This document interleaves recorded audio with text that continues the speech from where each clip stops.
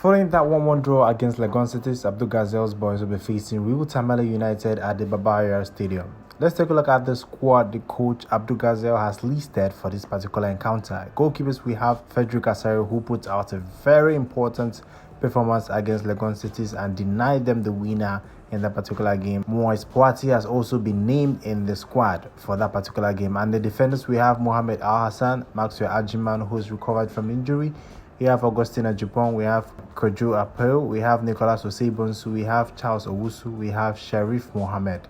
Then for the midfielders, we have Serge Eric Zeze, Richmond Lamte, Sharif Mohammed, Richard Wedu, Shedrak Ado, and Rocky Dramena.